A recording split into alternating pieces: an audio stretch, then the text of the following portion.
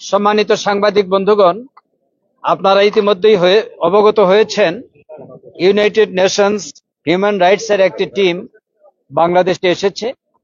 তাদের সাথে আজকে বাংলাদেশ জামাত ইসলামীর সম্মানিত আমির, সাবেক এমপি ডাক্তার সৈয়দ আব্দুল মোহাম্মদ তাহেরের নেতৃত্বে এই সংগঠনের সেক্রেটারি জেনারেল সাবেক এমপি মিয়া গোলাম পরোয়ার এবং আমি প্রচার সেক্রেটারি মতিউর রহমান আকন্দ, আমরা 3 জন ওনাদের সাথে সাক্ষাৎ করেছি। আমাদের এই সাক্ষাতের সংক্ষিপ্ত একটি বিবরণ brief doctor Syed Abdullah Mohammad Taher, former MP এবং জামাত ইসলামের নায়েবে আমির, এখন আপনাদের সামনে ব্যক্ত করছেন। বিসমিল্লাহির রহমানির রহিম। সম্মানিত সাংবাদিক বন্ধুগণ, আসসালামু আলাইকুম ওয়া রাহমাতুল্লাহি ওয়া বারাকাতুহু। বাংলাদেশের যে ঐতিহাসিক পরিবর্তন সূচিত হয়েছিল 5ই অগস্টে এবং বাংলাদেশের মানুষ নতুনভাবে যে স্বাধীনতা অর্জন করেছে এবং সেই সংগ্রামের গণবিপ্লবের সময়ে স্বৈরাচারী শাসক যেরকম অত্যাচার, হত্যা, খুন ইত্যাদি পরিচালনা করেছিলেন, সে বিষয়ে আমাদের সরকারের অনুরোধে, বর্তমান কেয়ারটেকার সরকারের অনুরোধে জাতিসংঘ থেকে হিউম্যান রাইটস কমিশনের একটা ফ্যাক্টস ফাইন্ডিং টিম বাংলাদেশ সফর করছে, আপনারা জানেন, ইন্টারিম গভর্নমেন্টের অনুরোধে। এবং তারা বাংলাদেশে বেশ কয়েকদিন ধরে অবস্থান করেছিলেন।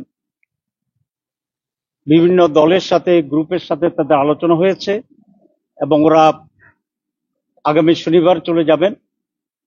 এই মুহূর্তে বাংলাদেশ জামাত ইসলামীকেও তারা আমন্ত্রণ করেছিলেন। তাদের সেই দাওয়াত পেয়েই আমরা আজকে সাক্ষাৎ করতে এসেছি। কয়েকটি বিষয়ে আলোচনা হয়েছে। তাদের এটা মূলত ফ্যাক্টস ফাইন্ডিং টিম। এরপরে আরেকটা টিম আসবে যারা বিভিন্ন ক্রাইমসের, হত্যাকাণ্ডের ইত্যাদি বিষয়ে কিভাবে বিচার হবে, সরকারকে সহযোগিতা করবেন, সেই টিম পরে আসবে। আমরা মূলত বিগত স্বৈরাচারী সরকারের এই দেশের উপরে, দেশের জনগণের উপরে যে নানাবিধ অত্যাচার করেছে, হত্যাকাণ্ড ঘটিয়েছে, সেগুলোর উপরেই তারা আমাদের কাছে জানতে চেয়েছিলেন। আমরা সে তথ্য দিচ্ছি। আপনারা জানেন যে এই স্বৈরাচারী সরকার 72 থেকে 75 সালে ক্ষমতায় ছিল, তখনও প্রায় 30,000 লোককে তারা হত্যা করেছিল। এরপরে বিডিআর যে ঘটনা, সেই ঘটনায়ও আমাদের অনেক অত্যন্ত প্রমিজিং সেনা কর্মকর্তার যে হত্যাকাণ্ড ঘটেছে, সে হত্যাকাণ্ডের সাথেও এই স্বৈরাচার জড়িত ছিল, আমরা সেটা উল্লেখ করেছি। আমরা উল্লেখ করেছি হেফাজতের যে সমাবেশ ছিল, সেই সমাবেশে মাস কিলিং হয়েছিল, শত শত লোকের হত্যাকাণ্ড তারা ঘটিয়েছিল শাপলা চত্বরে, আমরা সেটার কথা তাদেরকে বলেছি। আর সর্বশেষ এই মহা গণবিপ্লব, সকল শ্রেণীর মানুষের যে বিপ্লব, ছাত্র জনতার যে বিপ্লব, এই বিপ্লবকে ব্যর্থ করার জন্য যে নির্বিচারে তারা হত্যাকাণ্ড চালিয়েছিল, হেলিকপ্টার থেকে গুলি করা হয়েছে, মনে হয় যেন একটি বিদেশি শক্তির সাথে লড়াই হচ্ছে নিজ জনগণের উপরে এইরকম হত্যাকাণ্ড, যে এটা নজিরবিহীন সারা দুনিয়াতে।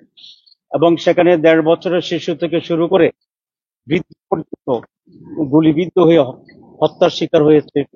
এটাকে আমরা বলেছি এটা জেনোসাইড, গণহত্যা। এটাকে জেনোসাইড হিসেবে টেক আপ করে যেন সুষ্ঠু বিচার হয়, সেই ব্যবস্থা গ্রহণ করার জন্য, এবং সেই বিচারটির জন্য একটা স্পেশাল ট্রাইব্যুনাল গঠন করে আজ ইন্টারন্যাশনাল ক্রিমিনাল কোর্ট, যেটা হবে আইসিসি, সেটার কতিপয় আইন সংশোধনের মাধ্যমে ক্রাইম এগেইনস্ট হিউম্যানিটি এই নামে একটি ট্রাইব্যুনাল করে তদন্ত এবং সঠিকভাবে যেন এটার বিচার অনুষ্ঠিত হতে পারে, সেভাবে বাংলাদেশ সরকারকে তারা যেন সহযোগিতা করে, এবং সে বিষয়ে আমরা অনুরোধ করে আসছি। তারা দুঃখ প্রকাশ করেছে সমস্ত হত্যাকাণ্ডের জন্য এবং বলেছেন যে আমরা এটা বোঝার জন্য আসছি। আমরা বিভিন্ন গ্রুপের সাথে, পলিটিক্যাল পার্টিদের সাথে আমরা আলোচনা করছি। আমরা এই ফ্যাক্টস নিয়েই আমরা ফিরে যাব এবং এটার ভিত্তিতে মৌলিকভাবে বিচার কার্যে সহযোগিতা করার জন্য, প্রয়োজনীয় আইন সংশোধন করার জন্য যে এক্সপার্ট তারা আসবেন এবং তারা বাংলাদেশ সরকারকে সর্বতোভাবে সহযোগিতা করবেন। এই হচ্ছে আজকে মূল আলোচনার জিস্ট। আপনাদের সকলকে ধন্যবাদ। ধন্যবাদ। তারা কি বলেছে, আপনি যেটা বলেছেন বিচারটা কবে নাগাদ হতে পারে এইসব বিষয়ে?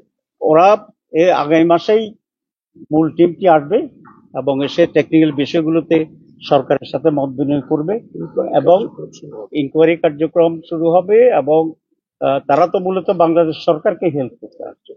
তো তারা বলেছে, আমরা বলেছি অ্যাজ সুন অ্যাজ পসিবল। তবে আমরা একটা কথা জোর দিয়েছি, যেন বিচারটি সঠিক পন্থায় এবং সঠিকভাবে হয়, কোনো ভুয়া বা ফলস কোনো কিছু এখানে যেন না আসে এবং প্রয়োজনে বর্তমানে যে আইন আছে সেই আইন সংশোধন করতে হবে এবং সেই জন্য যে এক্সপার্ট সে এক্সপার্টের এখন ওয়ার্ক করতেছে। সুতরাং অ্যাজ আর্লি অ্যাজ পসিবল এটা তারা শুরু করবে, আমাদের গভর্নমেন্ট শুরু করবে, তারা হেল্প করবে। সবাইকে ধন্যবাদ।